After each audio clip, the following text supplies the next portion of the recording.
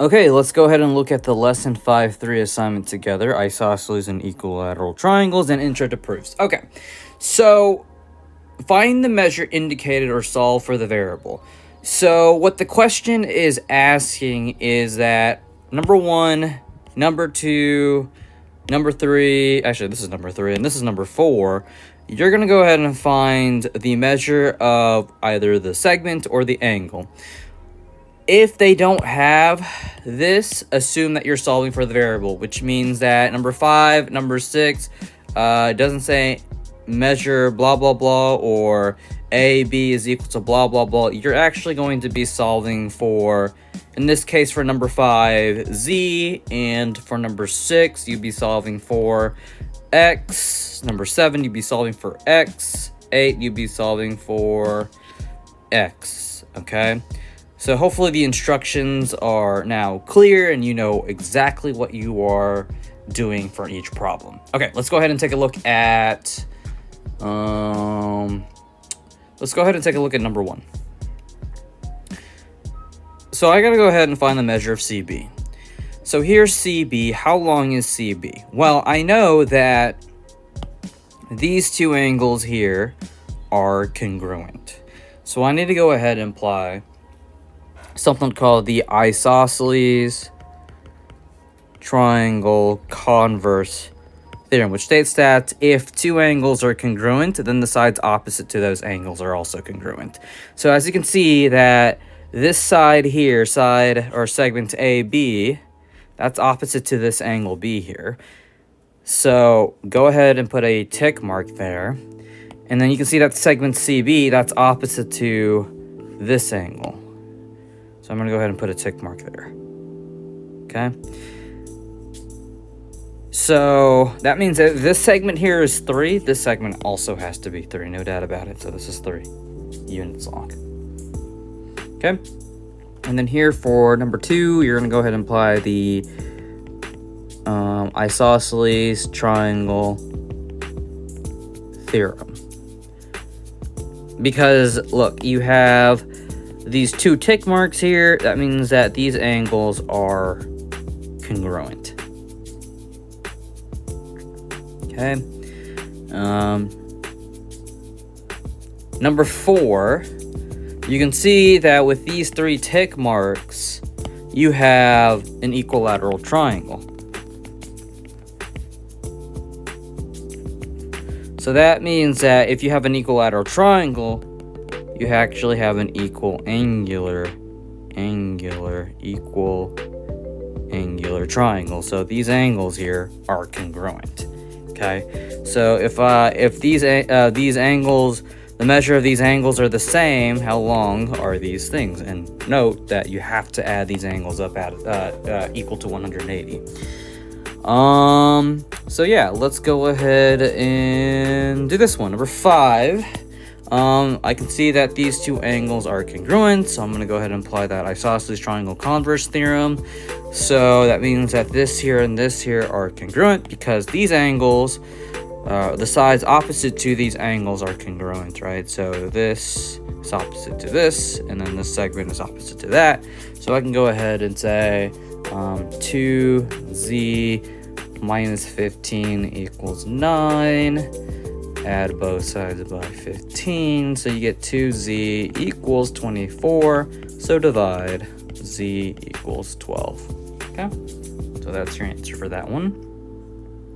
And then go ahead and do number 6, 7, and 8 while you finish up 2, 3, and 4. Okay. Let me go ahead and see what we can do here. Let's go ahead and jump into number 10. Okay, and then we're gonna go ahead and do number 12 right after that, and then I'll leave everything else as an exercise for you to do. So given that angle K is congruent to angle M, and angle J, or segment JK is congruent to segment JM, note that segment JL bisects angle KLM. Okay, so this right here, this is not a segment bisector. Specifically, I mean the segment JL, by the way. Segment JL is not a segment bisector. In fact, it's an angle bisector. And why I say it's an angle bisector? Because, well, this segment here is actually bisecting KLM. Okay, there's no segment here involved.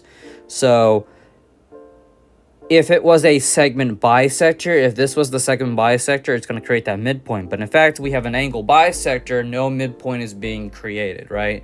If you were to look at the pink sheet properties, you would know that the segment bisector creates a midpoint, and the midpoint splits the segment into two congruent parts. But in this case, once again, you're dealing with an angle bisector. There's no midpoint going to be created. It's just going to split the angles into two congruent parts, if that makes sense, okay? So take note of that. Let's go ahead and draw or mark what's on, or let's go ahead and mark what's given on our picture.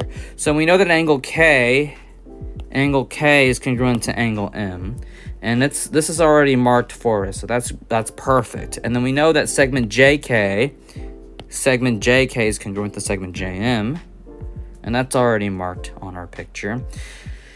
But what's not marked on our picture is this. Segment JL is the angle bisector of angle KLM. So here is KLM, and this is our angle bisector.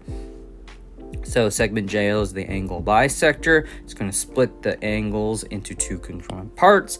How many arcs do I need to draw? Well, since I already have one, I need to go ahead and draw two. So 2 here, 2 here. Okay? And I'm just going to make a note. I'm just going to make a quick note that segment JL is congruent to segment JL by the reflexive property. Okay? And I'm just going to go and use a different color.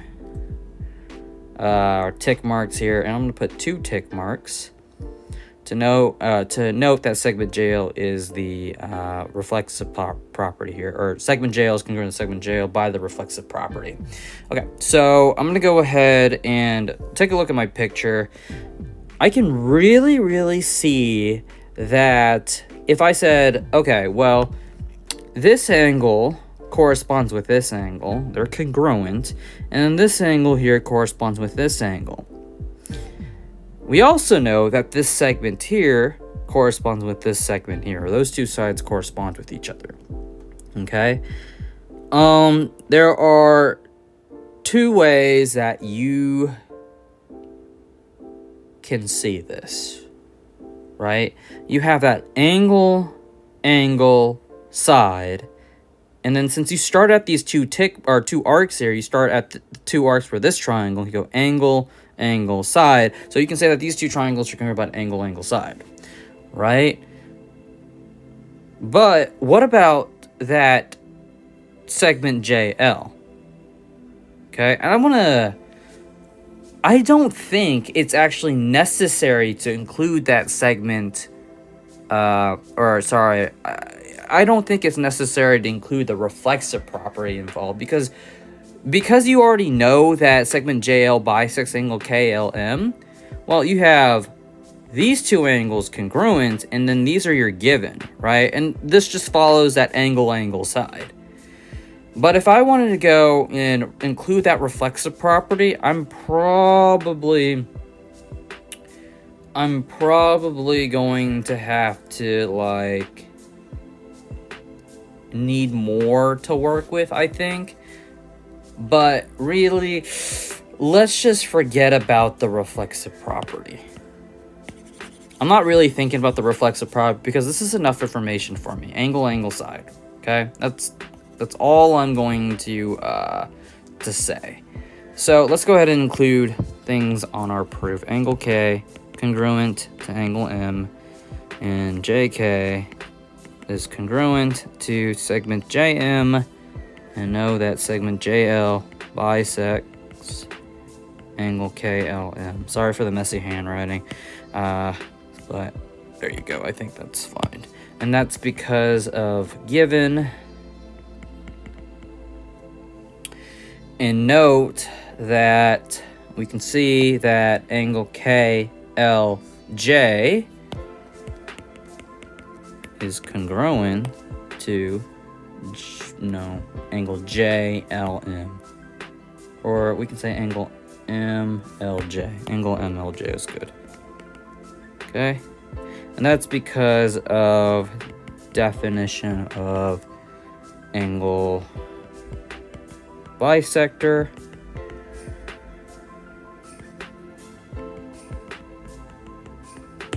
Okay, and then we're going to go ahead and prove that, or we're going to write the proof that triangle JKL is congruent to triangle JML.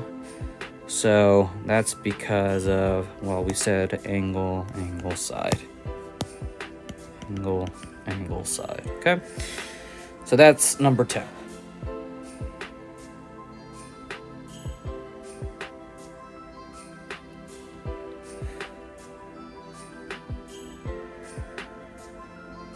Okay, here we go.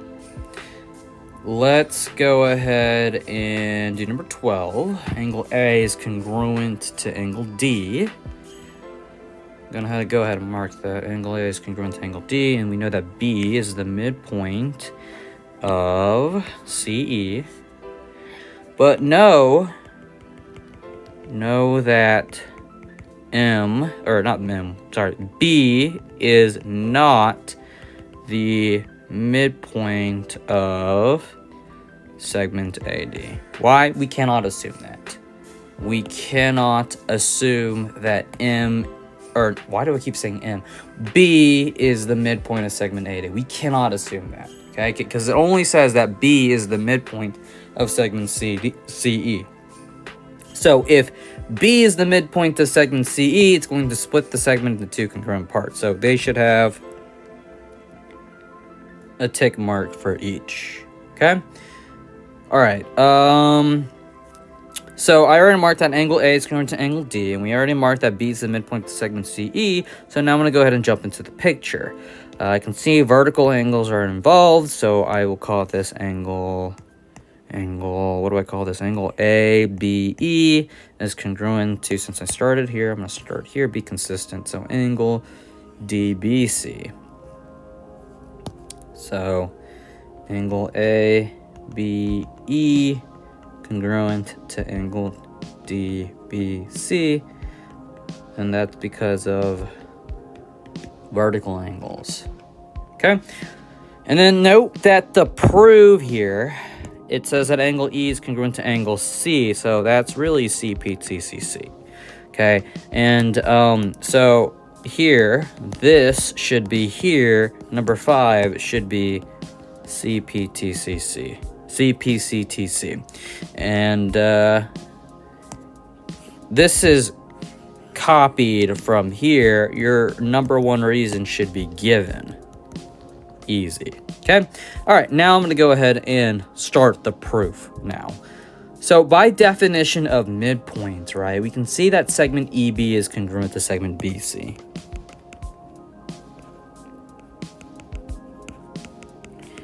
Okay, again, that's because of definition of midpoint. And note that from the picture, we can see that these angles are congruent by vertical angles. So angle ABE is congruent to angle DBC by vertical angles. So, for number 4, well, how can I say that number 5 is CPCTC, right? I'm not proving two triangles are congruent. As my last statement, I'm proving that angle E is congruent to angle C. When you're involving CPCTC, you need to write or show that the two triangles are congruent,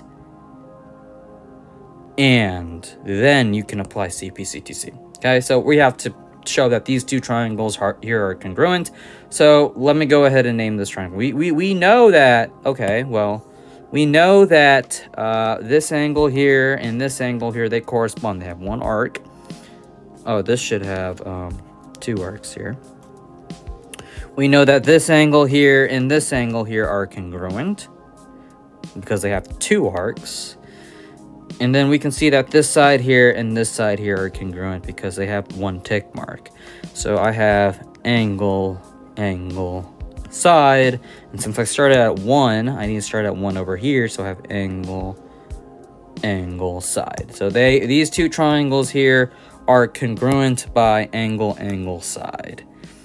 So I'm going to go ahead and name that triangle ABE. Look, see? ABE. I'm following the same path, but I got to do that for the other triangle. So one arc to 2 to that one tick mark. So angle DBC. Angle DB, or not angle, triangle DBC. And they're congruent by angle, angle, side. Okay? There you go. So that's 10 and 12. Make sure that you understand the differences between proving two triangles congruent and proving that specific measures are congruent. Like angle E is congruent to angle C.